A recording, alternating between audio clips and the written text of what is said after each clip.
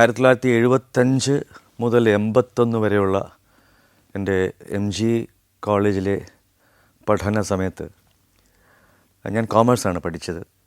MCOM വരെ അവിടെ ആ കോളേജിൽ തന്നെയാണ് പഠിച്ചത്. ആ സമയത്ത് യൂണിവേഴ്സിറ്റി യൂത്ത് ഫെസ്റ്റിവൽസ് അതൊരു രസകരമായ കൂടിക്കാഴ്ചകളായിരുന്നു. അപ്പോൾ ഞാൻ ക്ലാസിക്കൽ വിഭാഗത്തിൽ പങ്കെടുക്കവും എന്നോടൊപ്പം ചില വർഷങ്ങളിൽ നമ്മുടെ സിംഗറായ ശ്രീനിവാസ്, ചെന്നൈയിലെ ശ്രീനിവാസ് അന്നിവിടെ തിരുവനന്തപുരത്തായിരുന്നു താമസിച്ചിരുന്നത്, പുള്ളി ഉണ്ടായിരുന്നു. അതുപോലെ ലളിത സംഗീത വിഭാഗത്തിൽ ഞാൻ പാടിയിട്ടില്ല. പക്ഷേ എൻ്റെ കാലഘട്ടത്തിൽ ജി വേണുഗോപാൽ, KS ചിത്രയുടെ ചേച്ചി ബീന തുടങ്ങിയവരൊക്കെ ആയിരുന്നു. അപ്പോൾ രസകരമായൊരു കാലഘട്ടമായിരുന്നു അത്. എൻ്റെ കോളേജിലെ ഞാൻ കോമേഴ്സ് ഡിപ്പാർട്ട്മെൻ്റ് ആയതുകൊണ്ട് കോമേഴ്സ് ഡേ എന്നത് എല്ലാ വർഷവും ഉണ്ടാകാറുണ്ട്. അപ്പോൾ എൻ്റെ അന്ന് ജൂനിയറായിട്ട്, ഒരു വർഷം ജൂനിയറായിട്ട് മോഹൻലാൽ ഉണ്ടായിരുന്നു. അപ്പോൾ ഈ കോമേഴ്സ് ഡേക്കൊക്കെ വളരെ രസകരമാണ്. ഞങ്ങളുടെ പാട്ടും അത് കഴിഞ്ഞ് ലാലിൻ്റെയൊക്കെ നേതൃത്വത്തിലുള്ള നാടകവും സ്കിറ്റുകളൊക്കെ ഉണ്ടാകാറുണ്ട്. വളരെ രസകരമായ ചില, അപ്പോൾ നമ്മൾ കോളേജിൽ എപ്പോഴും നമുക്കൊരു എന്താ പറയുക, സംഗീതം ഉള്ളതുകൊണ്ടും എല്ലാ കല ഉള്ളതുകൊണ്ട് നമുക്കൊക്കെ ഒരു രസമാണ് കോളേജിൽ ജീവിതം എന്ന് പറയുന്നത്. അതിൽ ഞാൻ പാടിയിരുന്ന പാട്ടുകൾ ഈ പറയുന്ന കുമ്മാട്ടിലെ പാട്ടുകൾ അപ്പോൾ വളരെ എന്താ പറയുക, അങ്ങനെ ഒരു സിനിമാ ഗാനങ്ങളുടെ ആ ഒരു ചട്ടക്കൂടിലുള്ള സിനിമാ ഗാനങ്ങളിൽ ഞാൻ അധികം പാടിയിരുന്നില്ല. പക്ഷേ ഇതൊക്കെ വളരെ ഓളമുണ്ടാക്കുന്ന നാടൻ ശീലുകളും സിനിമയിലെ അത്യാവശ്യം ഈ ജില്ലം, അത് മുക്കുറ്റി ഇങ്ങനെയുള്ള പാട്ടുകളൊക്കെ നല്ല ഫാസ്റ്റായിട്ടുള്ള ഓളം ഉണ്ടാക്കുന്നതും ഫോക്കായിട്ടുള്ള പാട്ടുകളാണ് അന്ന് ഞാൻ പാടിയിരുന്നത്. സ്കൂളിൽ തുടങ്ങിയ എൻ്റെ മൂകാംബിക യാത്രയുണ്ട്. അത് ഒരു ഇൻസ്പിറേഷൻ, എല്ലാ വർഷവും എനിക്കൊരു ഇൻസ്പിറേഷനായി മാറി. കാരണം ഒരു വെക്കേഷൻ എന്ന് പറഞ്ഞാൽ, ഇപ്പം ഞാൻ തിരുവനന്തപുരത്ത് എത്തിക്കഴിഞ്ഞിട്ടും ഒരു കോളേജ് വെക്കേഷൻ എന്ന് പറഞ്ഞാൽ അതിൽ ഭൂരിഭാഗവും ഞാൻ ഒരു വർഷത്തെ ആ ഒരു ടേം കഴിഞ്ഞാൽ അടുത്ത ആ ഒരു സമയമുണ്ടല്ലോ, 1-2 മാസം, അതിലെ ഭൂരിഭാഗവും ഞാൻ മൂകാംബികയിലിരുന്ന് എൻ്റെ സാധകം ചെയ്യും, സംഗീത സാധകം. അവിടെ ഒരു വലിയൊരു രസകരമായ ഇതാണ്. അപ്പോൾ ആ സമയത്താണ് ഒരു പ്രാവശ്യം ദാസേട്ടനോടെ വരികയുണ്ടായി ഞാനുള്ള സമയത്ത്. അപ്പോൾ അതിലൊരു രസകരമായ സംഭവം എന്ന് വെച്ചാൽ, സരസ്വതി മണ്ഡപത്തിൽ എഴുന്നള്ളി ഇരുത്തും രാത്രിയിൽ ദേവി. അപ്പോൾ അവിടെ 2 പാട്ട് പൂജയുടെ ഭാഗമായിട്ട് 2 ഗാനാർച്ചന ഉണ്ടായിരിക്കും. അപ്പോൾ ഒരു പ്രാവശ്യം ദാസേട്ടൻ വന്നപ്പോൾ ദാസേട്ടൻ പാടി. അതിപ്പം എന്നെ അടുത്ത്, ഞങ്ങൾ ആദ്യം കാണുകയാണ്. അപ്പോൾ ഇങ്ങനെ പരിചയപ്പെട്ട് അടുത്ത പാട്ട് ഞാനും പാടി. അത് അച്ഛൻ എഴുതിയ, അവിടെ വെച്ച് അച്ഛൻ രചിച്ച കുറേ പാട്ടുകൾ, ആദ്യം ഞങ്ങൾ പോയപ്പോൾ രചിച്ച പാട്ടുകളിൽ ചിലതാണ് അവിടെ പാടുക. അല്ലാതെ ക്ലാസിക്കൽ മറ്റ് കീർത്തനങ്ങളും ഒക്കെ പാടാറുണ്ട് ദിവസവും. അങ്ങനെ ദിവസങ്ങളോളം അവിടെ ഓരോ വെക്കേഷനും ചിലവഴിച്ചിട്ടുണ്ട്. അപ്പോൾ അങ്ങനെ അവിടെ വെച്ച് പലരെയും കാണാൻ സാധിച്ചിട്ടുണ്ട്, പലരുമായിട്ട് ഇൻട്രാക്ട് ചെയ്യാൻ സാധിച്ചിട്ടുണ്ട്. ഇപ്പോൾ ദാസേട്ടന് ഈ സമയത്തൊക്കെ അവിടെ വന്ന് ഞങ്ങൾ ഒരുമിച്ച് ആ അടികളുടെ വീട്ടിൽ ആഹാരം കഴിക്കാനൊക്കെ വന്നിരുന്നിട്ടുണ്ട്. അവിടെ വെച്ചൊക്കെ നമ്മൾ സംസാരിച്ചിട്ടുണ്ട്. അത് കഴിഞ്ഞിട്ടാണ് ദാസേട്ടനുമായിട്ട് ഒരിക്കൽ ഒരുമിച്ച് പാടാനിടയായി. അത് ഇളയരാജ സാറിൻ്റെ ആലോലം എന്ന ചിത്രത്തിൽ പാടാനിടയായി. അപ്പോൾ അതിൽ ദാസേട്ടൻ്റെ മനോഹരമായ ഒരു ഗാനമുണ്ട്. ആലോലം പീലിക്കാവടിച്ചേലിൽ നീലമാമണമേലെ ആലോലം. അപ്പം അതിനിടയിൽ 2 പ്രാവശ്യം അനുപല്ലവിയുടെയും ശരണത്തിൻ്റെയും അവസാനം വരുന്ന ഒരു ട്രഡീഷണലായിട്ടുള്ള അഷ്ടപതി ഉണ്ട്. അത് അതിൻ്റെ ആ പോർഷൻ ലൈവായിട്ട് ദാസേട്ടനോടൊപ്പം തൊട്ട് അടുത്ത മൈക്കിൽ പാടാനൊരു ഭാഗ്യമുണ്ടായി. അപ്പോഴേക്കും എൻ്റെ അതിനകത്ത് തെറ്റ് കാരണം ഒരു 2 പ്രാവശ്യമൊക്കെ പിന്നെ ടേക്ക് എടുക്കേണ്ടി വന്നിട്ടുണ്ട്. നമുക്ക് ഇങ്ങനെ ഒരു വലിയൊരു ഒരു ബിംബത്തിൻ്റെ മുമ്പിൽ നിൽക്കുമ്പോൾ നമുക്കുണ്ടാകുന്ന സ്വാഭാവികമായ ഒരു വെപ്രാളവും ഒരു ടെൻഷനും ഒക്കെ ഉണ്ടല്ലോ. അത് ഞാൻ അന്ന് അനുഭവിച്ചറിഞ്ഞു. കൂടാതെ ദാസേട്ടൻ്റെ അതിഗംഭീരമായ എന്താ പറയുക ആ ബേസ് വോയിസും ആ ശബ്ദത്തിൻ്റെ അതിൻ്റെയൊക്കെ ആ ഗാംഭീര്യവും ഒക്കെ ഞാൻ അടുത്ത് ആ വലിയ സ്പീക്കറിൽ കേട്ട് ഒരു സായുജ്യം അടഞ്ഞൊരു നിമിഷത്തെപ്പറ്റി ഞാൻ ഓർത്തു പോകുന്നു. 1981 എൻ്റെ MCOM കഴിഞ്ഞിട്ട് ഞാൻ കുറേ വർഷം അങ്ങനെ എന്താ പറയുക ഒരു 83 അവസാനം 84 ആദ്യം വരെയൊക്കെ ഇങ്ങനെ ഇരുന്നു. ആ കാലഘട്ടത്തിൽ ഒരിക്കൽ ജപ്പാനിൽ ഒരു കഥകളി സംഘത്തെ അതിനെ ലീഡ് ചെയ്ത് ഞാൻ പോവുകയുണ്ടായി. അപ്പോൾ എന്നോടൊപ്പം പാടിയിരുന്നത് എൻ്റെ സീനിയറായിട്ടുള്ള കലാമണ്ഡല ഹരിദാസാണ്. ഹരിയേട്ടനോടൊപ്പം ഞാൻ ഒരു ശിങ്കടി പാട്ടുകാരനായി അവിടുത്തെ ഈ ഒരു ഷോയിൽ അവരുടെ ഡെമോൺസ്ട്രേഷനൊക്കെ ഞാൻ ഇംഗ്ലീഷിൽ തർജ്ജിമ ചെയ്യുകയും അത് അവരുടെ സൈഡിൽ ഇങ്ങനെ അവരുടെ ഭാഷയിൽ ജാപ്പനീസ് ഭാഷയിൽ അവരിങ്ങനെ എഴുതി കാണിക്കുകയും ഒക്കെ ചെയ്യുന്ന ഒരു ഡെമോൺസ്ട്രേറ്റീവ് സാധനമായിട്ടാണ് പോയത്. അപ്പോൾ നെല്ലിയോട് വാസുദേവൻ തിരുമേനി അദ്ദേഹമായിരുന്നു അതിനകത്ത് കത്തിവേഷം. അങ്ങനെ ഒരു വളരെ ചുരുങ്ങിയ ആൾക്കാരുമായിട്ട് ഒരു 5-6 പേരുമായിട്ടാണ് ഞാൻ പോയത്. അതൊരു വലിയ യാത്രയായിരുന്നു. ജപ്പാനിലൊരു ഉടനീളം ഒരു 5-6 സ്ഥലങ്ങളിൽ ഷോസിന് വേണ്ടി ഇങ്ങനെ പോവുക. വളരെ മനോഹരമായ രാജ്യത്തിൽ ഇങ്ങനെ ഉടനീളം അവരുടെ ആ ഒരു ബുള്ളറ്റ് ട്രെയിനിലൊക്കെ സഞ്ചരിക്കുക, അവരുടെ ആഹാരം കഴിക്കുക. ആ കാലഘട്ടത്തിലൊക്കെ ഞാൻ കച്ചേരി അധികം ചെയ്യാറില്ല. കാരണം എൻ്റെ ഗുരുനാഥനിലേക്ക് ഞാൻ എത്തുന്നേ ഉള്ളൂ. ഒരു 82-83 കാലഘട്ടത്തിലാണ് എൻ്റെ ഗുരുനാഥനായ ശ്രീ ശശികുമാർ സാറിൻ്റെ അടുക്കൽ എത്തുന്നത്. അതിന് ശേഷമാണ് കുറച്ചുകൂടെ ഒരു വ്യാപകമായി കച്ചേരികളിലേക്ക് ഇറങ്ങിയത്. അതുവരെ ഒരു ജോലിയും ചെയ്യാതെ വളരെ പോയിൻ്റഡായിട്ട് സംഗീതത്തിൽ മാത്രം ശ്രദ്ധിച്ച് നാടകത്തിലും ഒക്കെ ഇടപെട്ട് അതിനോടൊപ്പമുള്ള യാത്രകൾ സജീവമായി നിന്നിരുന്ന ഒരു കാലഘട്ടമായിരുന്നു ഈ 4 വർഷം എന്ന് പറയുന്നത്. പഠനകാലത്ത് എന്നോടൊപ്പം എൻ്റെ ജൂനിയറായിട്ടുണ്ടായിരുന്നൊരു വ്യക്തിയാണ് സത്യൻ എന്ന് പറഞ്ഞ ആൾ. അതായത് CVN കളരിയിൽ ഗോവിന്ദൻ ഗുരുക്കളുടെ മകൻ. അപ്പോൾ ആ പഠിക്കുന്ന കാലഘട്ടത്തിൽ എനിക്കിപ്പോഴും ഓർമ്മയുണ്ട്. അവിടെ സത്യനാണെങ്കിൽ കളരിയിൽ ഭയങ്കര അസാമാന്യ എക്സ്പേർട്ടാണ്. അപ്പോൾ അവിടെ എന്തെങ്കിലും കോളേജിൽ അടി നടന്നാലും സത്യൻ അതുവഴി മിണ്ടാതെ അങ്ങ് പുറവഴി അങ്ങ് പോവും. അത്ര ഡിസിപ്ലിൻഡ് ആയിട്ടുള്ളൊരു കളരി ഒരു അഭ്യാസിയായിരുന്നു. അപ്പോൾ ഞാൻ സത്യനായിട്ടുള്ള പരിചയം ഉള്ളതുകൊണ്ടും ഞാൻ CVN കളരിയിൽ ഞാൻ ഈ 81, 84, 85 കാലഘട്ടം വരെ CVN കളരി എന്ന് പറയുന്ന അവിടുത്തെ പ്രസിദ്ധമായ ഒരു കളരി സംഘമുണ്ട്. തിരുവനന്തപുരത്തെ ഒരു കോട്ടയ്ക്കകത്ത് ഉള്ള സംഘമാണ്. ആ ഒരു സെൻറ്ററിൽ പോയി ഞാൻ ദിവസേന രാവിലെ പോയി കളരി അഭ്യസിക്കുമായിരുന്നു. NSS കോളേജിൽ എൻ്റെ MG കോളേജിലാണ് പഠിച്ചത്. അപ്പോൾ അന്ന് എനിക്ക് അതിൻ്റെ ജനറൽ സെക്രട്ടറി ആയിരുന്ന കിടങ്ങൂർ ഗോപാലകൃഷ്ണൻ NSSൻ്റെ ഞാൻ എൻ്റെ സംഗീതമൊക്കെ അറിയാം. അദ്ദേഹം വളരെ ഉള്ളൊരു വ്യക്തിയായിരുന്നു എന്നോട് വളരെ. അപ്പം പഠിച്ചിറങ്ങിയപ്പോൾ അവിടുത്തെ ഒരു ലെക്ചറായിട്ടോ ഒക്കെ ഒരു വാഗ്ദാനം അദ്ദേഹം പറഞ്ഞിരുന്നു. അപ്പോൾ ഞാൻ ആലോചിച്ചപ്പോൾ എനിക്ക് ഈ പഠിപ്പിക്കുന്ന ജോലി അത്ര ഒരു രസകരമായ എന്നെ സംബന്ധിച്ചോളൂ രസകരമായ ജോലിയാണ്. പക്ഷെ എനിക്കത് സ്യൂട്ടബിളാണോ എന്ന് ഞാൻ ചിന്തിച്ചു. അത്രയുള്ള ഒരു സീരിയസ് ഒരു സ്റ്റുഡൻ്റ് അല്ലായിരുന്നു ഞാനൊരു സംഗീതം അറിയാവുന്ന, സംഗീതത്തോട് കുറച്ചുകൂടെ കൂടുതൽ ആഭിമുഖ്യമുള്ള, അതിൽ കൂടുതൽ ശ്രദ്ധിച്ചിരുന്ന ഒരു ആവറേജ് സ്റ്റുഡൻ്റായിരുന്നു.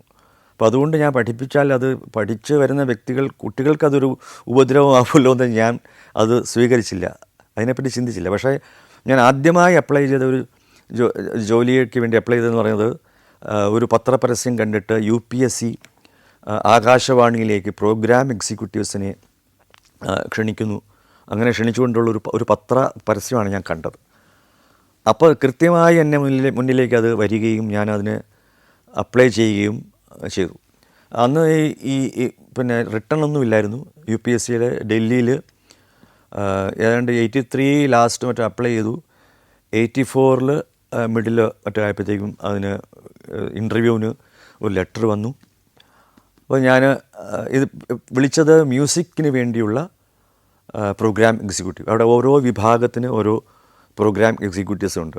നാടകം, അതുപോലെ മ്യൂസിക്, യുവവാണി, അങ്ങനെ ഓരോന്നിനും സ്പോക്കൺ വേർഡ്, അതായത് സാഹിത്യത്തിന് വേണ്ടി. അപ്പോൾ ഇതിൽ മ്യൂസിക്കിന് വേണ്ടി ഞാൻ അപ്ലൈ ചെയ്തു. എന്നോടൊപ്പം ഒരു 3-4 പേരെ ഇൻ്റർവ്യൂവിന് ഉണ്ടായിരുന്നുള്ളൂ. അന്നത്തെ TH ലളിത എന്ന് പറഞ്ഞ വയലിനിസ്റ്റ് ഉണ്ടായിരുന്നു. വേറൊരു കോഴിക്കോട്ടുകാരിയായൊരു അമ്മിണി, അവരിപ്പോൾ ഇല്ല. അങ്ങനെ ഒരു 3 പേരേ ഉള്ളൂ, 4 പേര്. അപ്പോൾ എന്നെ ഇൻ്റർവ്യൂ ചെയ്തത് ലീല ഓംശേരി എന്ന് പറഞ്ഞ ഡൽഹിയിലുള്ള മലയാളി സംഗീതജ്ഞയാണ്, സംഗീത വിദുഷിയാണ്. അവരാണ് എന്നെ ഇൻ്റർവ്യൂ ചെയ്തത്. അപ്പോൾ ആ ചോദ്യം ഒക്കെ സോപാന സംഗീതത്തെപ്പറ്റി, കേരള സംഗീതത്തെപ്പറ്റിയൊക്കെയുള്ള ചോദ്യങ്ങൾ, പൊതുവേ ആകാശവാണിയിൽ കയറിയാൽ എന്താണ് ചെയ്യാൻ ഉദ്ദേശിക്കുന്നത്, ഏത് രീതിയിലാണ്, ഇങ്ങനെയുള്ള കാര്യങ്ങളൊക്കെ ചോദിച്ചിട്ടാണ്. അപ്പോൾ അതിന് ഒരു ഒരു ഒരു പിന്നെ ഒരു ഓഫർ ലെറ്റർ വരുന്നത് ഒരു വളരെ എന്താണ് ഒരു 4-5 മാസം കഴിഞ്ഞിട്ടാണ് ഓഫർ ലെറ്ററൊക്കെ വരുന്നത്. മധ്യപ്രദേശ്, ആൻഡമാൻ, ലക്നൗ, ബറോഡ, നാഷിക്, ഡൽഹി, ആഗ്ര, ഗോളിയോർ. സഞ്ചാരം പെൻഡ്രൈവ് വോള്യം നമ്പർ 22. ഫുൾ HD-യിലുള്ള ഈ അപൂർവ ദൃശ്യയാത്രാ വിവരണ ശേഖരം സ്വന്തമാക്കാൻ സഞ്ചാരം എന്ന് SMS ചെയ്യൂ. ഫോൺ 9995444222. 1985 മാർച്ച് 28 ഞാൻ ആകാശവാണി കോഴിക്കോട് ജോയിൻ ചെയ്യുന്നത്. കോഴിക്കോട് വളരെ സുന്ദരമായ നല്ല ആൾക്കാരുള്ള, ഇപ്പോഴും അതെ, വളരെ കോപ്പറേറ്റീവായിട്ടുള്ള ഒരു സ്ഥലമാണ്, ഒരു നിലയമാണ് അവിടുത്തെ. ആ നിലയത്തിൽ അന്ന് ഞാൻ ചേരുമ്പോൾ കക്കാട് മാഷ് അദ്ദേഹത്തിൻ്റെ അവസാന നാളുകളായിരുന്നു. അപ്പോൾ അദ്ദേഹം അവിടെ ജോലിക്ക് വരുമായിരുന്നു. കുറച്ച് സമയം അവിടെ രാവിലെ വരും. അദ്ദേഹത്തിന് അസുഖം ബാധിച്ച ഒരു സമയമായിരുന്നു. രാവിലെ കുറച്ച് നേരം വന്നിട്ട് അദ്ദേഹം അന്ന് ചെയ്തിരുന്നൊരു പ്രോജക്റ്റ് വേദ റെക്കോർഡിംഗ് ആയിരുന്നു. അപ്പോൾ രാവിലെ വരും, കുറച്ച് ആൾക്കാർ വരും വേദം റെക്കോർഡ് ചെയ്യാൻ. അത് വേദം റെക്കോർഡ് ചെയ്ത് അദ്ദേഹം തിരിച്ചു പോകും. ആ കാലഘട്ടത്തിൽ അദ്ദേഹത്തോടൊപ്പം ഞാൻ ഈ നമ്മുടെ പിന്നെ ആകാശവാണിയിൽ ഷട്ടിൽ കോക്ക് കളിക്കുമായിരുന്നു. വൈകിട്ടായാൽ അദ്ദേഹം വരും, വീട്ടിൽ നിന്ന് വന്നിട്ട് അദ്ദേഹം വളരെ എന്നെ ആ ഒരു പ്രായത്തിലും, അതായത് റിട്ടയർ ചെയ്യാനുള്ള ഒരു എനിക്ക് തോന്നുന്നൊരു 58-59 കാലഘട്ടത്തിൽ മറ്റാണ്. അദ്ദേഹത്തിന് 58-59 വയസ്സുള്ള സമയത്താണ്. ആ സമയത്ത് അദ്ദേഹം വളരെ എജൈലായിട്ട് എന്നെ ഒരു അനവധി തവണ തോൽപ്പിച്ചിട്ടുണ്ട്. എനിക്കും വളരെ പ്രിയപ്പെട്ട ഒരു ഗെയിമായിരുന്നു ഷട്ടിൽ ഗെയിം. അപ്പോൾ ഞാൻ ഞങ്ങളുടെ ആകാശവാണി ആ ഒരു കോംപ്ലക്സിന് ഉള്ളിൽ ഒരു കോർട്ടിൽ ഞങ്ങൾ നിത്യവും അവിടെ കളിക്കുമായിരുന്നു. അപ്പോൾ ആ ജോയിൻ ചെയ്യുന്ന സമയത്ത് ഞാൻ താമസിച്ചിരുന്ന അവിടുത്തെ ഒരു YMCA ഒരു റൂമിലാണ്. അപ്പോൾ ആ ഒരു റൂമിൽ എന്നോടൊപ്പം വേറൊരു ആൾ അവിടെ അന്ന് ടാറ്റ ഒരു വർക്ക് ചെയ്യുന്ന ഒരു എൻജിനീയർ ഉണ്ട്, നന്ദു. അദ്ദേഹം ഇപ്പോൾ ചെന്നൈയിലാണ്. അന്ന് ആ നന്ദു എന്നോടൊപ്പം കഴിഞ്ഞിരുന്നു ആ ഒരു റൂമിൽ. അപ്പോൾ എനിക്ക് ഈ സംഗീതം ഉള്ളതുകൊണ്ട് ഇടയ്ക്ക് പ്രാക്ടീസ് ചെയ്യാൻ എത്രയും ഒരു YMCA പോലുള്ളൊരു സ്ഥലത്ത് വലിയ ബുദ്ധിമുട്ടാണ്. ആൾക്കാർ ചുറ്റുമുണ്ട്, അടുത്ത റൂമിലൊക്കെ ഉണ്ട്. അപ്പോൾ ഞാൻ കഴിയുന്നതും ആകാശവാണിയിൽ വൈകിട്ട് സ്റ്റേ ബാക്ക് ചെയ്ത് കുറച്ച് നേരം അവിടെ നിന്ന് സാധകം ചെയ്ത്, അവിടുത്തെ ആ ഇൻസ്ട്രുമെൻറ്റ്സ് റൂമുണ്ട്, തമ്പുരയൊക്കെ ഉണ്ട്. അപ്പോൾ അതൊക്കെ എടുത്ത് വെച്ച് ഞാൻ സാധകം ചെയ്യും. എന്നിട്ട് അന്ന് ഞാൻ ഒറ്റ തടിയാണ്. ഞാൻ കോഴിക്കോട്ട് YMCA രാത്രി കഴിക്കാൻ നേരത്ത് അല്ലെങ്കിൽ കഴിച്ചു കഴിഞ്ഞിട്ട് അവിടെ എത്തും. അവിടുത്തെ ആ പ്രോഗ്രാം എക്സിക്യൂട്ടീവ് എന്ന് പറയുന്ന ആ പോസ്റ്റിൻ്റെ വർക്ക് എന്ന് പറയുന്നത്, എൻ്റെ കീഴിൽ മ്യൂസിഷ്യൻസ് ഉണ്ട്, അതായത് മ്യൂസിക് കമ്പോസേഴ്സ്. അന്ന് KPN പിള്ള, ശശിധരൻ നായർ, അതുപോലെ കുഞ്ഞിരാമൻ. ഈ കുഞ്ഞിരാമൻ്റെ അനന്തരവനാണ് നമ്മുടെ പാട്ടെഴുത്തുകാരനായ ഗിരീഷ് പുത്തഞ്ചേരി. അപ്പോൾ അന്നത്തെ കാലത്ത് ഇവർ 3 പേരും ആണ് ഉണ്ടായിരുന്നത്. അന്ന് രാഘവൻ മാസ്റ്ററൊക്കെ ഇരുന്ന സ്ഥലമാണ് അവിടെ. രാഘവൻ മാസ്റ്ററുടെ അവിടുത്തെ മ്യൂസിക് ഡയറക്ടറായിട്ട് കമ്പോസറായിട്ട് ഇരുന്ന ഒരു സ്റ്റേഷനാണ്. അപ്പോൾ അദ്ദേഹം പിന്നീട് പിൽക്കാലത്തും അവിടെ ക്ലാസിക്കൽ പാടാൻ വരുമായിരുന്നു, ലൈറ്റ് മ്യൂസിക് കമ്പോസ് ചെയ്യാനായിട്ടൊക്കെ വരുമായിരുന്നു. അദ്ദേഹത്തിൻ്റെ ഒരു പ്രോജക്റ്റ് അതിന് തൊട്ട് മുമ്പ്, ഞാൻ ചെല്ലുന്നതിന് തൊട്ട് മുമ്പ്, ഞാൻ വന്നതിന് ശേഷം, അവിടെ എത്തിയതിന് ശേഷം ഉണ്ടായിരുന്നു. അതായത് ഒരു light song on the basis of A particular folk song. അപ്പോൾ ആ ഫോക്ക് സോങ് റെക്കോർഡ് ചെയ്യും, അതിനെ ബേസ് ചെയ്ത് രാഘവ മാസ്റ്റർ ചെയ്ത ഒരു ലൈറ്റ് സോങ്ങും റെക്കോർഡ് ചെയ്യും. അപ്പോൾ ഇത് രണ്ടും അങ്ങനെ ഒരു പ്രോജക്റ്റായിട്ട് കുറച്ച് നാൾ അവിടെ ഉണ്ടായിരുന്നു. അപ്പോൾ ഞാൻ എത്താഴപ്പോഴത്തേക്ക് അത് കഴിയാറായി. അപ്പോൾ ഈ മഹാരഥന്മാരെയൊക്കെ കക്കാട് മാഷ്, അതുപോലെ അദ്ദേഹം രാഘവ മാസ്റ്റർ സർവീസിലില്ല, കഴിഞ്ഞിരുന്നു, ജസ്റ്റ് കഴിഞ്ഞിരുന്നു. ഇവരെയൊക്കെ കാണാനുള്ള ഒരു, പിന്നെ ഖാൻകാവിൽ അന്നത്തെ ഏറ്റവും വലിയ ആകാശവാണിയിലെ സ്റ്റാറായിരുന്നു ഖാൻകാവിൽ.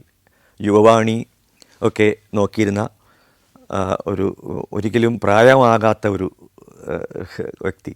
ഞാൻ ചെല്ലുമ്പോൾ അദ്ദേഹം നല്ല പ്രായമുണ്ട്, പക്ഷേ യുവവാണിയാണ് കൈകാര്യം ചെയ്തത്.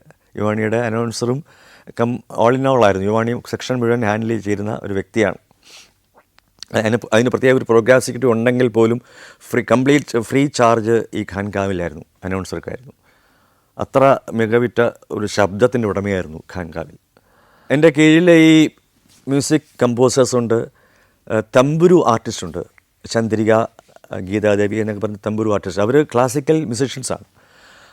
പിന്നെ ഓർക്കസ്ട്ര, വേറെ ഇൻസ്ട്രുമെൻ്റൽസ്, ഒരു രാജു ഒരു ക്ലാരിനെറ്റ് വായിക്കുന്ന, ഫ്ലൂട്ട് വായിക്കുന്ന ഉണ്ട്. പിന്നെ വീണ ഉണ്ണികൃഷ്ണൻ എന്ന് പറഞ്ഞ ആളുണ്ട്, ഗോട്ടുവാദ്യം ഒരു ഉഷ, ഇങ്ങനെ കുറച്ച് ഇൻസ്ട്രുമെൻ്റൽസ് ഉണ്ട്. അപ്പോൾ ഇവരുടെയൊക്കെ ഒരു ആ സെക്ഷൻ്റെ ഒരു ഹെഡാണ് ഞാൻ. ഇവരെ കൺട്രോൾ ചെയ്യേണ്ടിയും ഇവരുടെ അറ്റൻഡൻസ്, ഇവരുടെ ചാർട്ട് ചെയ്യുക, എന്തൊക്കെയാണ് ആരൊക്കെയാണ് മ്യൂസിക് ഇന്ന ദിവസം വരുമ്പോൾ ഇന്ന കമ്പോസർ ഇന്ന ആളെ പഠിപ്പിക്കണം, ഇതൊക്കെ ഒരു ചാർട്ട് നമ്മൾ ഓരോ വീക്കിലുണ്ട്. ഇത് മാത്രമല്ലാണ്ട് അഡ്മിനിസ്ട്രേറ്റീവ് വർക്ക്, മ്യൂസിക് ഡിപ്പാർട്ട്മെൻറ്റിൻ്റെ അഡ്മിനിസ്ട്രേറ്റീവ് വർക്ക്.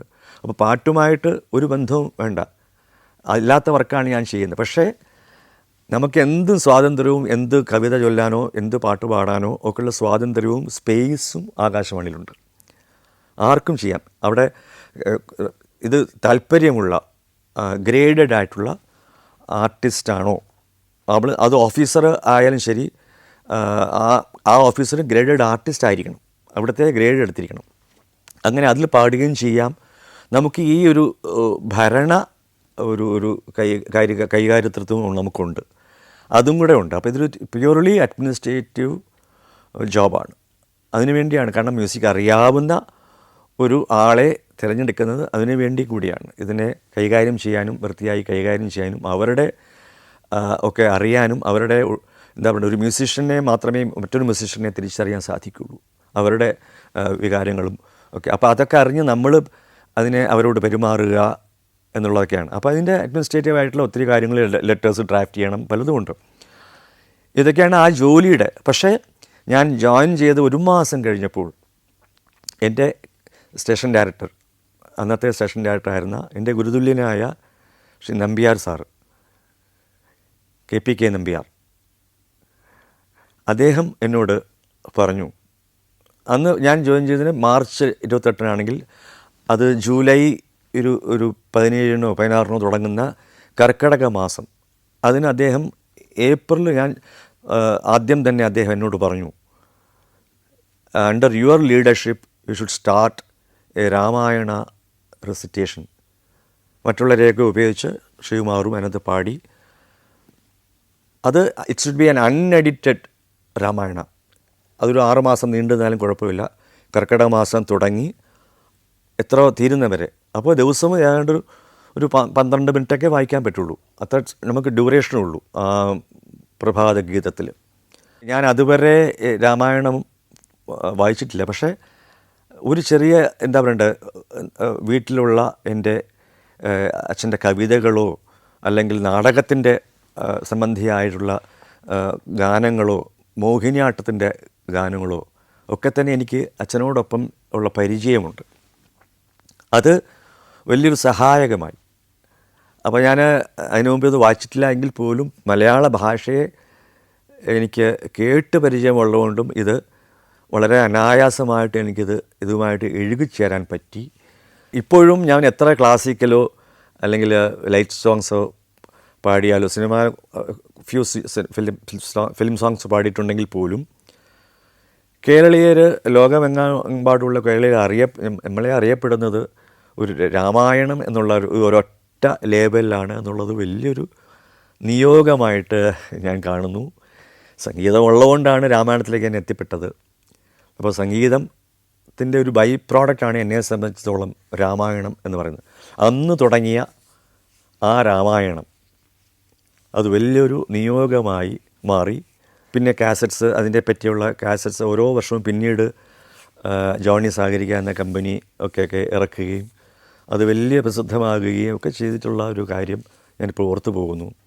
അതിൻ്റെ പേരിൽ ഏതാണ്ടൊരു തുടങ്ങിക്കഴിഞ്ഞൊരു 10 വർഷം കഴിഞ്ഞിട്ടാണ് എനിക്ക് 13 വർഷം കഴിഞ്ഞിട്ട്, എക്സാക്ട്ലി 13 വർഷം കഴിഞ്ഞിട്ടാണ് എനിക്ക് മള്ളിയൂർ എന്ന് പറയുന്ന സ്ഥലത്ത് നിന്ന്, അത് മള്ളിയൂർ തിരുമേനി ശങ്കരൻ നമ്പൂരി അദ്ദേഹം ജീവിച്ചിരുന്നപ്പോൾ അദ്ദേഹം എനിക്ക് രാമകഥാശുകൻ എന്ന് പറയുന്ന ഒരു ടൈറ്റിൽ 98 തരികയുണ്ടായി. അത് വലിയൊരു നിമിത്തമായിട്ട് 13 വർഷമേ ഉള്ളൂ അന്ന് ഞാൻ ആകാശവാണിയിൽ ഇത് വായിച്ചു തുടങ്ങിയിട്ട്. അതിനുശേഷം എത്ര വർഷം പിന്നീട് അതങ്ങ് പോയി, ഇന്ന് വരെ അത് നീണ്ടു നിൽക്കുന്നു എന്നുള്ളത് വലിയൊരു നിമിത്തം. മ്യൂസിക് കമ്പോസേഴ്സ് എല്ലാം രാവിലെ വന്നിട്ട് അല്ലെങ്കിൽ ലേറ്റായിട്ട് വരുന്നു, അല്ലെങ്കിൽ വന്നിട്ട് ഉടനെ പോകുന്നു, അതൊന്നും നിയന്ത്രിക്കണം എന്ന് പറഞ്ഞു. അദ്ദേഹം എന്നോട് പറഞ്ഞു. ഞാൻ ഇവരെ ഇത്ര വലിയ മ്യൂസിക് ഡയറക്ടേഴ്സ് ഞാനെങ്ങനെ നിയന്ത്രിക്കുക? നമ്മളൊരു ഓഫീസറാണ്, നമുക്കൊന്നും പറയാൻ പറ്റില്ല. അപ്പോൾ രാധാകൃഷ്ണൻ ചേട്ടനും മറ്റവരൊക്കെ വന്നിട്ട് വളരെ ലേറ്റായിട്ട് വരും, ഉച്ചയ്ക്ക് വരും, ചിലപ്പോൾ ഒപ്പിടും, പോകും. അപ്പോൾ ഒരിക്കൽ സ്റ്റേഷൻ ഡയറക്ടർ പറഞ്ഞതിന് വേണ്ടി ഞാൻ എന്ത് ചെയ്തു, ഒരു ദിവസം രാജശേഖരൻ താമസിച്ചു. അപ്പോൾ ഞാൻ അവിടെ റെഡിങ്ങിലിട്ടു. രാജശേഖരൻ വന്നിട്ട് ഭയങ്കര ചൂട്. അപ്പോൾ പറഞ്ഞു, നിന്നെ ഞാൻ കൊച്ചിലേ മുതൽ കാണുന്നല്ലേ, നീ എനിക്കെതിരെ ഇങ്ങനെ റെഡിങ് വരയ്ക്കാമോ എന്നൊക്കെ ചോദിച്ചിട്ട് ഭയങ്കര ചൂട്.